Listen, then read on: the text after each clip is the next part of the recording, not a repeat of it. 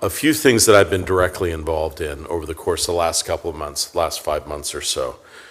Deep engagement with European partners. I share deeply the concern that China's support to Russia's defense industrial base has not only changed the context of the conflict in Ukraine, but it will be a long-term security challenge to the Indo-Pacific. I actually share very much what Senator Risch said here.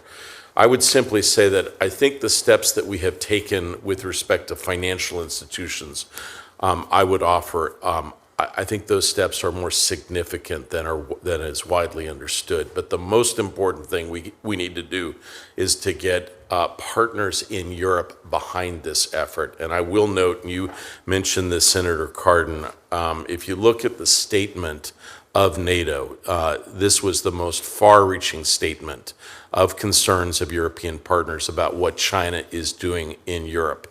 And I will tell you that the work that we have done, you have done, others, I think the battle for hearts and minds in Europe and the concerns that are rising about China's deeply provocative steps to support Russia's war machine are bearing fruit.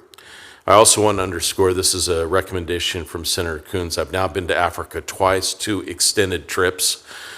This is the place where we need to step up our game substantially, and this means across the board. I was able to see firsthand the work of our development agencies, the DFC, the Millennium Challenge, USAID, very impressed by what they are doing on the ground, but we need to do more. And we have to contest Chinese actions, not only in terms of their forward-facing strategy, but their desire to go after Africa's rare earths that will be critical for our industrial and technological capabilities.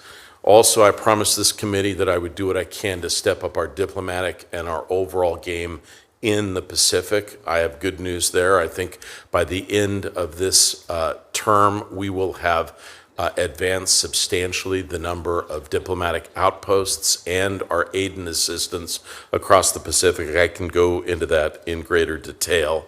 I will also just indicate that for me, the greatest vehicle for building the partnerships that are going to be necessary is to advance partnerships around technology, which increasingly is what countries both in the global south and elsewhere are facing. And then lastly, I would just simply say I've tried to double down on our work in the Indo-Pacific. You will have just seen historic developments in Japan, stepping up our bilateral relationship. We've done a number of things in our unofficial relationship with Taiwan, which I'm happy to discuss. And I would also say, I share with Senator Rich, I do believe AUKUS is game-changing.